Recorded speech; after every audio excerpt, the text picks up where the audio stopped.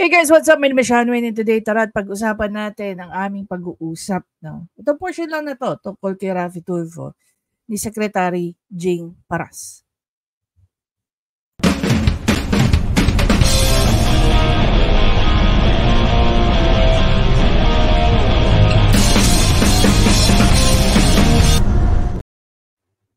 Okay guys, ayun, tapos na ang ating intro. Actually, hindi po ako ganun ka-familiar kay Secretary Paras till nakita ko siya sa video ni Teacher Mark.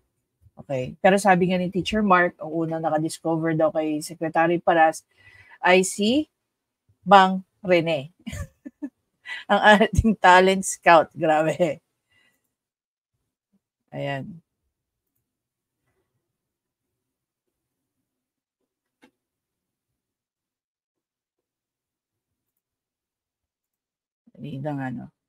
So, tingnan lang natin yung background ni Secretary Paras. So basically, si Secretary Paras po ay graduate from the University of the Philippines, Bachelor's of Arts in Economics. No? Graduate din po siya doon ng Law in 1985 at meron po siyang master's degree sa De La Salle University. You can look him up. No? Google him. Naging mayor po itong si Secretary Paras sa kanyang bayan na Guhulngan, Negros Oriental. Naging assistant secretary ng DAR.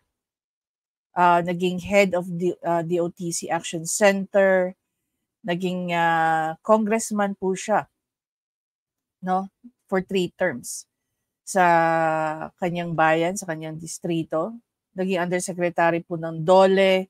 Naging appointed undersecretary din po siya ng Presidential Legislative Liaison Officer. And lastly, siya po ay naging Presidential Advisor on Political Affairs ni PRRD.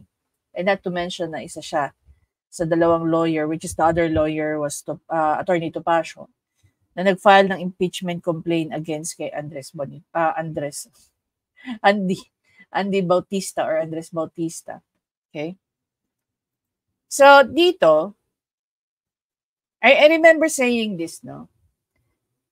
Ako, dininiwala ako na karamihan, if not all, ng politiko ay corrupt. Till naging politiko si Goma, si Richard Gomez. I highly respect naman, no? For those people who have no idea, si Goma po ay isang doctor of philosophy. No? Graduate po siya ng PhD while I think while he is in Congress or nung mayor pa siya ng kanyang bayang Ormoc. Now, hindi lang pala si Goma, okay, ang may ganyang klaseng, sabihin na lang natin, pagkatao as a politician. So we have also a rare gem sa katauhan ni Secretary Paras. And he even said in this interview, business partner niya si Raffy Tulfo. And yet, hindi niya pinalagpas na patikusin, i-call out itong si Raffy Tulfo. So, pakinggan natin itong portion na to from doon sa tanong ni Living the Dream. Sabi dito ni Living the Dream to Secretary Paras, are you ready in case RT decides to take legal actions against you for calling him out? He is notorious for this. No? An example niya, si Attorney Debaya. Pakinggan natin. Sir Vincent. Kung before election, sinasabi niya na ganun sila ka-powerful. So, ibig sabihin, iba rin talaga ang... marami, because Inday Sara joined, nag-zoom in the presidency. Mm-hmm. Kaya marami na... If you don't mind me asking po, Attorney, may mga questions po tayo coming from our viewers. Sige, please. So, may dito, finish po natin dito coming from Living the Dream. Sabi niyo to Secretary Paras, are you ready in case RT or Raffy Tulfo decides to take legal actions against you for calling him out? He's notorious for that, sabi niya. That's part of the territory. Mm-hmm. I mean, filing a case is one thing. Mm-hmm. Having a conviction is another, di ba? Opo. No, tayo naman, Dapat ready tayo dyan. Pero alam mo, we only depend on our constitutional right, di ba? True. Parang he will also be opening a Pandora's box. Kasi hindi lang naman siya ang marunong din mag-file ng kaso. Yan din po sinabi ni Attorney Libayan.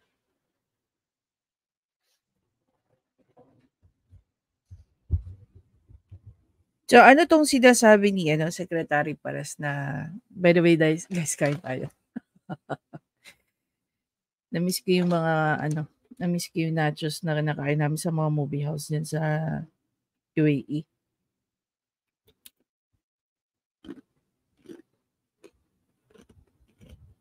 ASMR. Ako kasi guys, mas gusto ko nagna-nachos sa movie house kaysa nagpa-popcorn. I don't know. Weird, diba? Pero pareho lang naman silang corn. Anyway.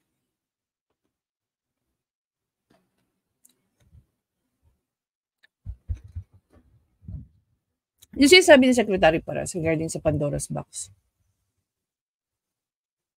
Totoo naman yan. Alam mo kung bakit? Kasi in your defense, ipapakita mo lahat yung mga ebidensya mo doon sa mga sinasabi mo. Diba? Tingnan mo, bakit nga ba ayaw din, incorporate natin yung kay Maharlika? Bakit nga ba hindi pa magkaso itong si FL Lisa kay Maharlika? Because of a Pandora's Box. Diba? Maglalabasan yung mga ebidensya laban doon sa sinasabi. Ito rin yung tinatanong nating lahat. Bakit hindi ipakita ni Maharlika? Diba? Yung mga ebidensya niya dyan sa mga sinasabi niya. Because yung mga ebidensya niya laban kay FL Lisa can be used to any court of law. Diba? Balik tayo kay Secretary Paras. Oo. Alam mo, wala lang talagang taking the cudgels to defend a lot of people na minamalign at binabastos. Mm-hmm. So, gaya ng mga... So basically, this is not the first time na narinig ko yung ganito. Dahil the first person na naringgan ko ng ganyan during a conversation or written somewhere is si Attorney Libayan. Okay? We need more lawyers like this.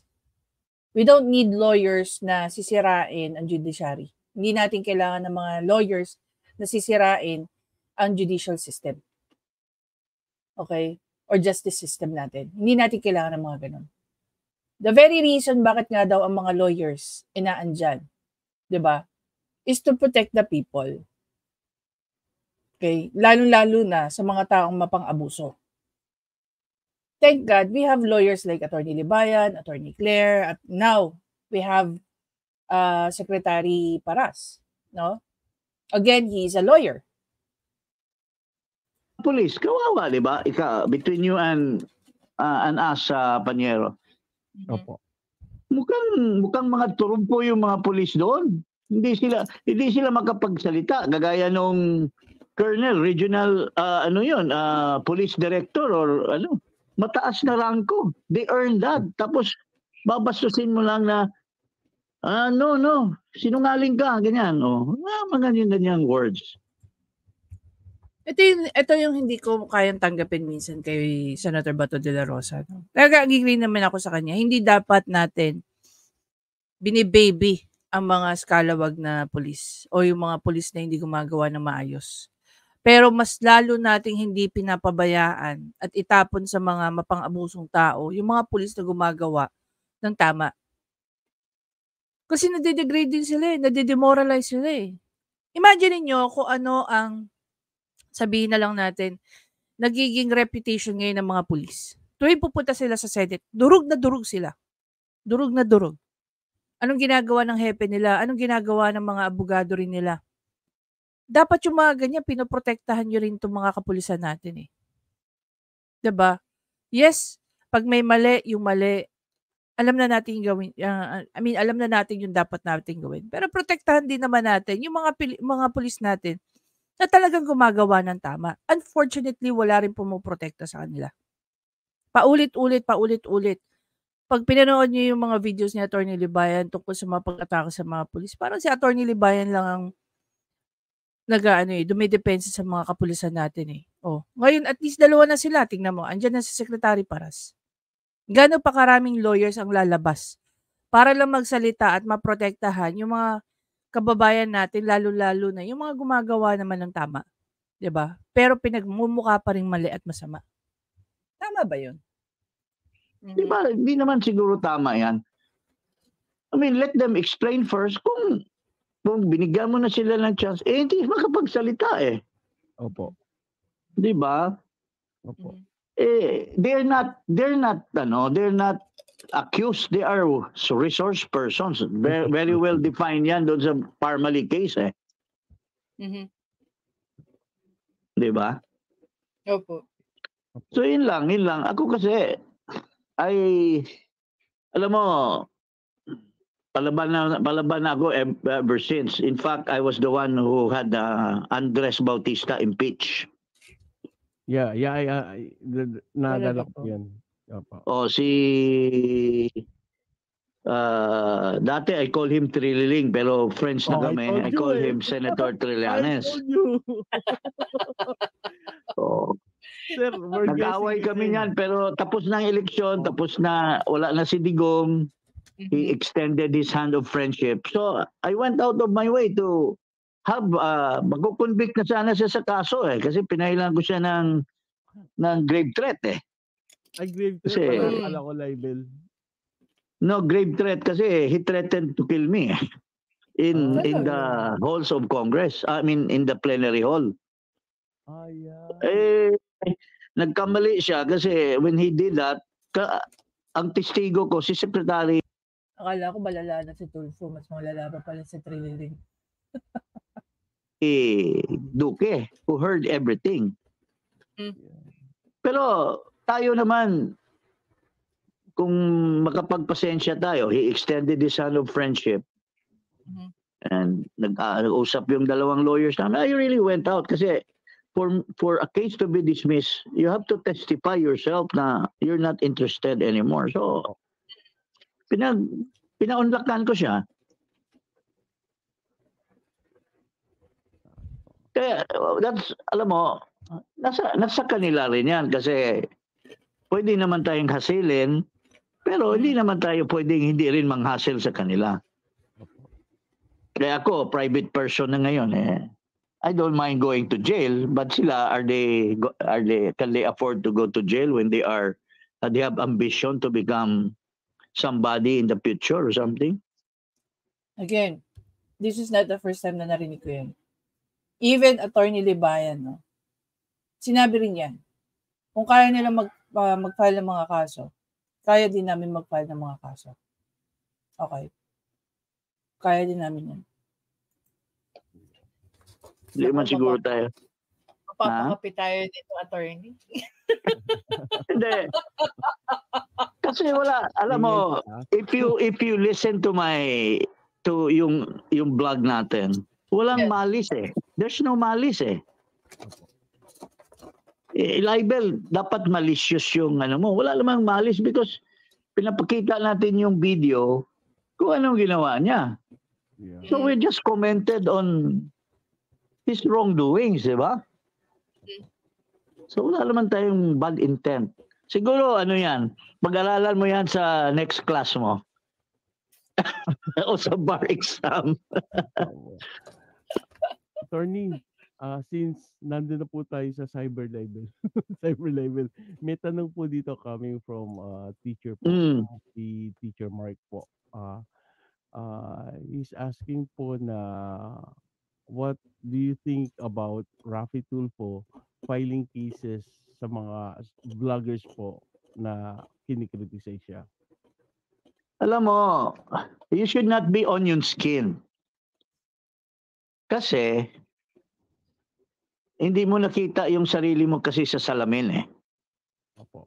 I think Raffy Tulfo should listen to this guy, the Secretary Paras. Bakit? Dahil naging politiko din siya in such a way na wala naman silang pinagkaiba. Pareho silang public servant. Na pareho silang, kung si Raffy Tulfo ngayon nagsisilbi, siya tapos na doon. At mas malawak at malayo at marami na ang karanasan ito si Secretary Paras. I think you first have to look at yourself, what you have been doing, bago mo rendahan yung iba. Because for all you know, kaya lang naman nila ginawa yan dahil pinapansin ka nila for what you're doing, di ba? So, kadami namang mga senador dyan na pabalik-balik na lang pero wala namang bumibira sa kanila.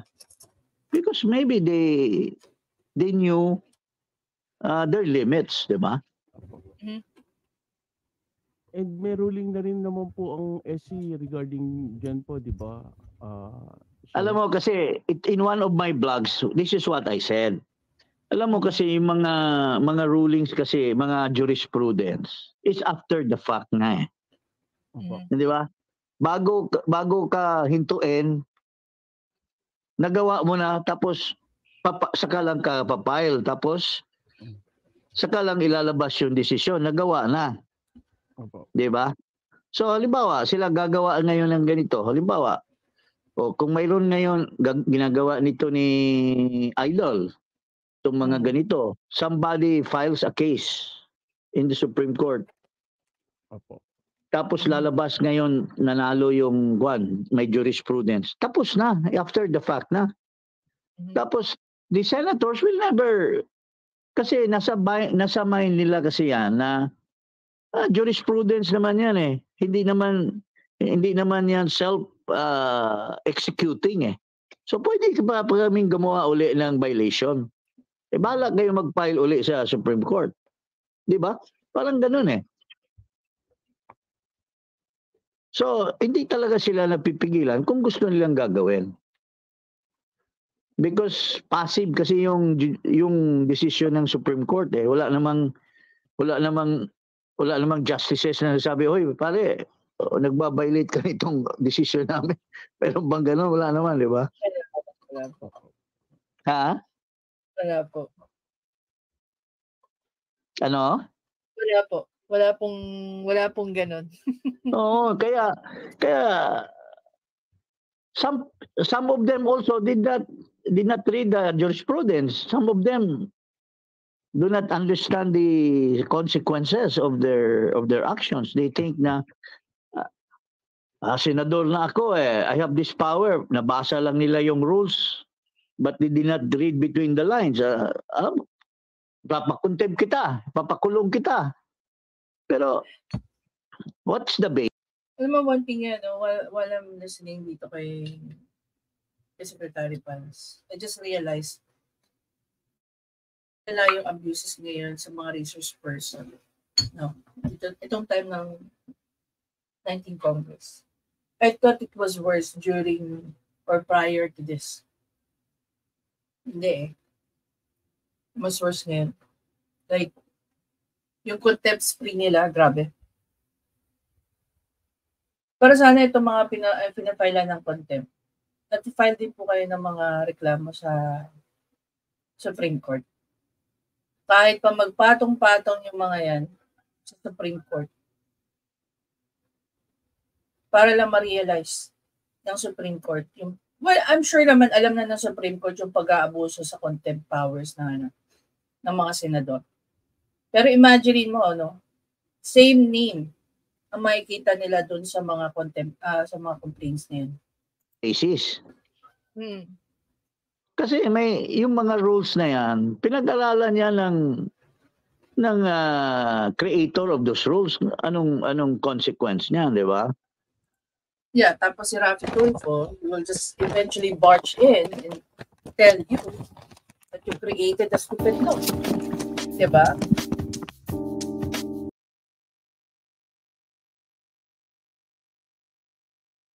Ito guys yung part na medyo nagulat ako sa revelation ni Secretary Paras na shinare niya sa amin, nung gabi na yun. Pakinggan nyo. Actually, I have nothing personal with Idol. Mhm. Opo. He's a friend.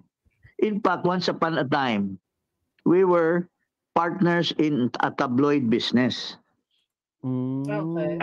No, pero somehow, parang I felt bad na, bakit naman gano'n? Para bang masyado. So, imagine niyo, dito nag-derive yung ating title na walang kaibigan sa taong gumagawa ng mali, kahit pa si Raffy Tulfo yan. Guys, hindi lang niya naging kaibigan si Raffy Tulfo, naging business partner niya pa. 'Di ba? Naging business partner pa niya. Ano mong binubuli yung tao? Mhm. Who's gonna protect these people?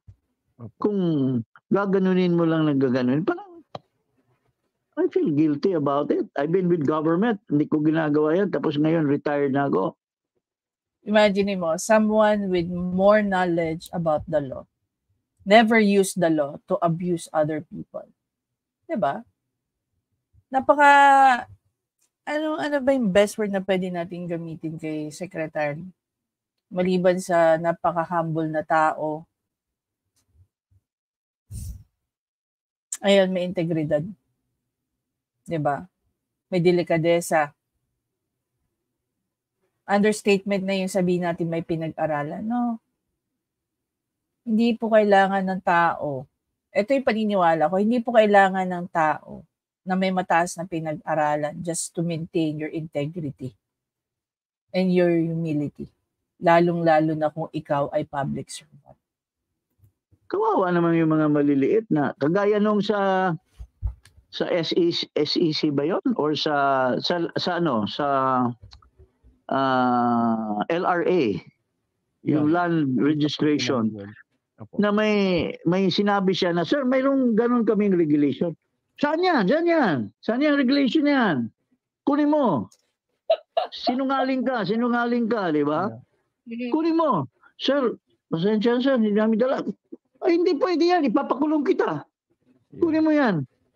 Mhm. O, pwede naman sabihin mo, o sige, kung talagang matino ka at you respect the rights of others, you can always say, sige, anyway, this is not the last hearing. You bring it the next time. Di ba? Yeah. Bakit mo gaganunin, duduruin mo? I Naku, think Di ba? attorney, even yung kapatid niya, kinall out na siya si Ben Tulfo. No. Style niya Alam dun mo, sa law. parang, alam mo, sa atin lang. Mhm. Alam mo, maybe, I mean, when we were so many years ago, some years ago, hindi naman siya ganun eh. Parang na-overwhelmed siya dito sa, he never expected to become a senator. Parang napasok sa utak niya yung parang defender siya, but being a defender, yung mga nakakalaban sa mga ini-imagine niyang mga mahirap na tinatrample ay mga masasamang tao, mga villain. That's why this villain should really be treated harshly. Parang ganun. Yun ang nakikita ko sa kanya. Kayo, I mean, you have observed. Di ba? But he doesn't realize na itong mga tao na ito, may karapatan din eh. Actually, napag-usapan po namin yan ni Panyero kanina, di ba? Bago po, kasi nire-review din po namin yung iparush kay Paras kanina po, and yun, niraran nga po naman, and yun, napag-usapan din po namin ni Panyero yung sana nung in-invite yung resource person is in-include na doon sa subpoena niya yung mga documents na kailangan yan dalhin. Ito maganda explanation dito ni Secretary Paras. His explanation is coming from someone na experience from House of Representatives. So sila rin, nagkakaroon po rin sila ng mga sabina doon sa mga, meron din silang, kung ano yung nakikita natin guys, no, sa Senate. Ginagawa din yan ng mga taga House of Representatives. So tingnan mo yung, pakinggan natin mabuti yung yung explanation dito ni Secretary Paras. Para pagdating mismo dun sa hearing, hindi na kailangang pag hiningi sa kanya, kayang i-present. Sabi ko nga po, pwede naman po yung subpoena dun sa STECOM na lang, di ba? Kung sakali man na kailangan Oo, na pero kung additional. hindi ka nga abogado, wala ka nga spur of the moment Kaya nga po yung mga ano mo. Kung ano lang na develop na ideas mo there. You don't expect, alam mo, ako I'm a member of Congress. Opo. Hindi mo ma-expect talaga panyera na alam mo yung lahat na tatanungin sa iyo. Opo. Kasi ang ipapaano lang naman sa iyo ng invitation or summon yung general eh. Opo. I-attach lang yung resolution. These are all general. Wala namang nitty-gritty eh. Opo. So kagaya nun, how did that lawyer expect na ma-develop yung issue towards that kind of thing that would need that kind of circular Document. or document. So hindi mo talaga anticipated yon. So kung matino ka, the best thing that would have happened is give him a chance to bring it another day. Take note of the word na binanggit dyan ni Secretary Paras. Kung matino ka. Okay, kung matino ka. Diba? Yung style ni Raffy Tulfo, during sa mga Senate inquiry nila, sa Senate hearings nila. Una, I've been looking it up. Wala naman ako nakikitang bill na ginagawa yan sila Raffy Tulfo pertaining dyan sa mga Senate hearings na pinagagawa nila. Okay? Kung babalikan natin lahat ng mga Senate hearings na ginagawa ni Raffy Tulfo, kahit i-match mo, wala akong makitang bill na nakikreate pertaining dun sa Senate hearings nila. Kaya ngayon, ang mga taga-HOR nagre-reklamo na puro kayo walang ginagawa sa Senado. Bakit? Kasi nakukonsume yung oras nyo sa mga nonsense na hearings na nanggagaling sa programa ni Raffy Tulfo, gagamitin niya ang Senado. Marami na nagsasabi niya na hindi lang ako.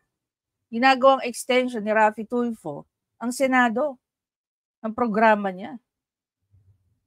Diba? Oh. Tapos, very absurd yun eh. Call your office. Hanapin mo yan doon. Call him. Siyempre, mas makatao ba si Secretary Paras the way he's trying to explain us ano ang dapat at sana? Hindi na nga lang sana eh. Dapat. Kaya even siya, no? Pakinggan niyo yung mga naging commentary videos niya about sa ginagawa dyan sa Senado. Kahit siya nabubwisit siya sa mga pagga-grandstanding dyan. Kasi alam niya dapat eh. Alam niya kung ano ang dapat. At alam din ni Secretary Paras pag grandstanding na ang nangyayari.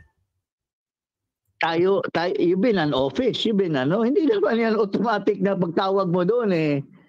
Naka-ready yung document. Siyempre, i-research pa yon kasi hindi naman off the cuff yung mga documents na yan. So, how do you expect this guy to get it? Now, pagka hindi niya makuha, parang the prospect is, wow, kawawa naman ako. Iko-contempt ako at makukulong ako. Can you imagine the torture of that young man na lawyer? Yeah. Yun nga, attorney. No. Ilang beses nangyari yan? Sa tuwing nanonood tayo sa mga Senate hearings, ilang beses nangyayari yung ginaganyan, yung mga resource person nila? Imagine, outright, kitang-kita ng mga dalawang mata natin. Recorded pa yan. Madalas, di ko naman napapanood ng live Senate hearing or inquiry dyan eh. More on the replay lang. Diba?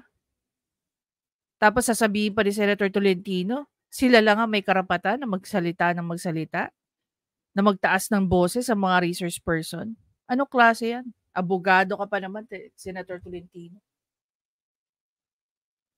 Knowing na itong tao na ito marahas sa mga tao, takot mo lang. That should be felt by them na kawawa naman yung tao na tsaka the same, pareho kayo public official, kita kasi gobyerno, kumikita rin ito, nagkataon lang na elected ka, ito appointed. So anong difference? You are all fed by the government, di ba? So why should you be harsh to your co-worker in government? Attorney, may regarding pa rin po sa, sorry po, medyo nagtumalong Yes, po yes, tayo. Panyero.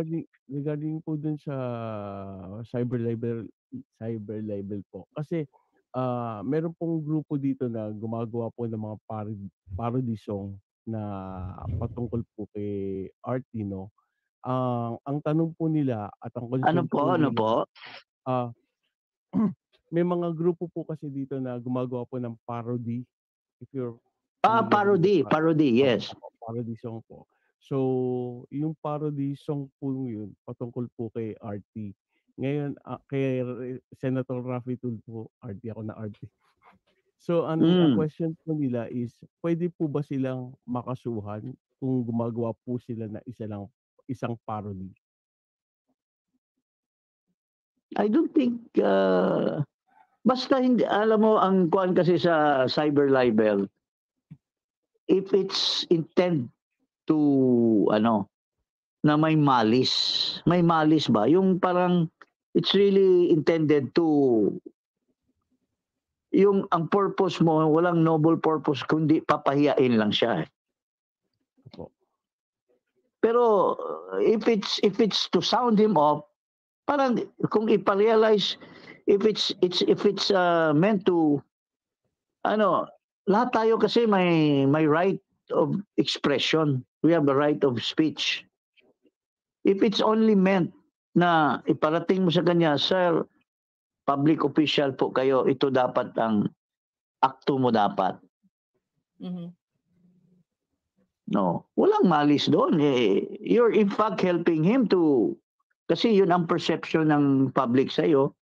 Dapat nga mag-adjust ka, parang ganon. So that should be the direction of that sinasabi mo. Opo. Walang malice afterthought, aforethought.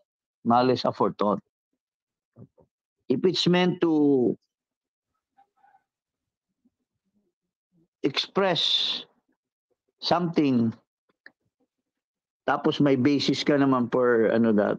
Kasi ang basic kasi diyan in so many jurisprudence, public officials should not be onion skinned. Dapat hindi ka At saka he himself is aware of that. Ilan na bang conviction din niya sa libel? Marami na rin siya. I think 1 or 2 conviction din siya. Opo. One lang po. Diba? One lang. Kaya nga tanong namin, attorney, paano siya nakatakbo with a conviction Yes. of libel during his Actually, ang alam ko, naayos lang, naluto lang sa COMELEC. Parang na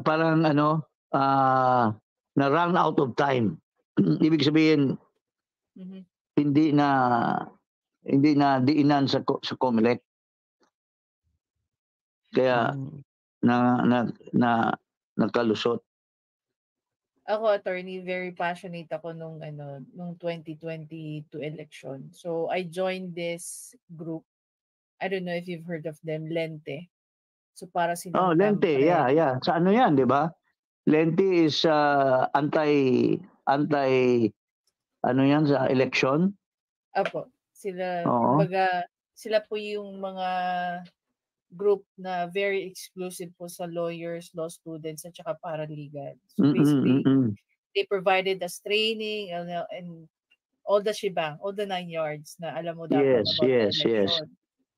Ngayon, coming up with this story of Raffy Tulfo na na-elect siya despite of his conviction na merong final na judgment from Supreme Court 2019 lang. So, minsan Yeah, po, I was also aware. Actually, parang isang intestine lang kami ni Raffy. Ay, sorry. Kasi yung lawyer ko, lawyer din niya. Okay po. I don't know if you know Attorney Villamor. yeah, Alfredo Villamor. yeah, He's we're my familiar with- lawyer. He's lawyer din niya yan. In fact, si Freddy also appeared in his program recently. Yung Yes. RT IA, Raffy in Action. Oo. Yes. Oo. So, alam ko yung mga direksyon nila eh. Alam ko naman yung mga direksyon nila. Pero ako lang kasi, parang, I don't know, it's siguro, nasa looban ko lang talaga na, parang, pagka nakakita akong inaapi, parang ako ang tinitira eh. Opo. Parang umiinit ang ano ko, kung ibubuli yung tao. Yes. Parang, ayun lang, parang because of that, I react. Sometimes, sabi nga ng mga friends ko, pare, dapat pinalusot mo lang. Sabi ko, pare, kawawa naman yun. No? Wala namang umaano doon. So, yun lang ang ano ko dyan. Sometimes, yan. Now, sabi ko, kung talagang napasubo, we have to face it. Di ba? But as far as I'm concerned, I have done something good to my fellow men. And the way I see it, the way we see it naman sa ginagawa dito ni Secretary Paras, no, he's continuing whatever he started. No, serving the masses, serving the true masses. No, without even, what do you call that? It's not exaggerating but exploiting. Ito yung tunay na tumutulong. Ito yung tunay na may ginagawa para sa tao. Diba? Oh. I don't know if you're familiar dito sa live ni Caio. If you can see this one. No? Sabi nga dito, the destructive trinity to Raffy Tulfo. So, meron daw in-identify, ayon dito kay Caio, meron daw 3 in-identify si Raffy Tulfo. 3 lawyer. Attorney Libayan, Attorney Claire, at meron pang isang lawyer. So, we don't know kung sino si third lawyer. Okay.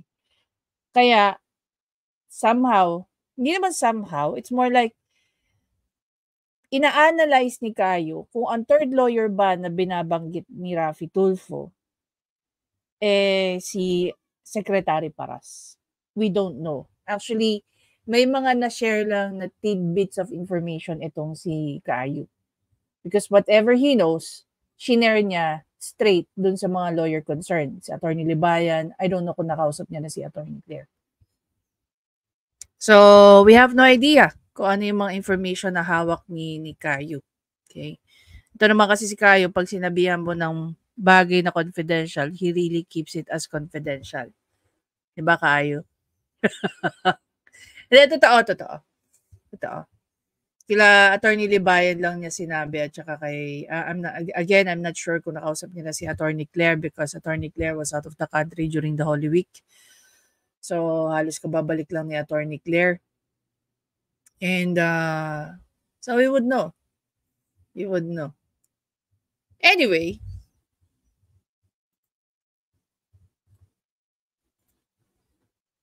i-expect ba natin in the next coming days, malalaman natin na kinasuhan na si Maharlika at ito si Secretary Paras ni Idel, no? Gaya nga na sinabi diyan ni Living the Dream, notorious si Raffy Tulfo sa pagpa-file ng mga kaso, no? Sa kanyang mga kritiko. 'Di ba? We have no idea. alam naman natin siguro lahat, no, doon sa mga sumusubaybay kay Attorney Libayan, na may mga patong-patong na kaso inano sa kanya. Nabasa ko na po lahat ng mga complaints. No? Whether kasama ako or hindi, nabasa ko po yung mga complaints. And bahala na po si Attorney Libayan doon. Hindi na para pag-usapan natin. I'm not the right person to talk about those complaints or even the cases. Pero ako, ito lang masasabi ko. Estudyante pa lang ako. I'm witnessing something na once upon a time inayawan ko. Diba? Not just once upon a time. One of the biggest reason why I never wanted to practice social work. It's not because I don't like the course, I don't like the profession. It's just that I don't like working in a system na bulok. Diba? Anyway guys, again, maraming salamat sa panonood. Please don't forget to subscribe, like, and comment. I-share nyo na rin yung thoughts nyo. Do you think magkakaroon ba ng sariling... here's the thing with Attorney Paras, no? We're very much happy to be of assistance sa iyo sa pagbuo ng community mo. Kasanggaan nyo po kami sa good governance. Kasanggaan nyo po kami sa mga bagay na makakatulong na mamulat ang mga kababayan natin. Deserve po natin ang tamang mamalakad. Deserve po natin ang good governance. No? Kasanggaan nyo po kami dyan.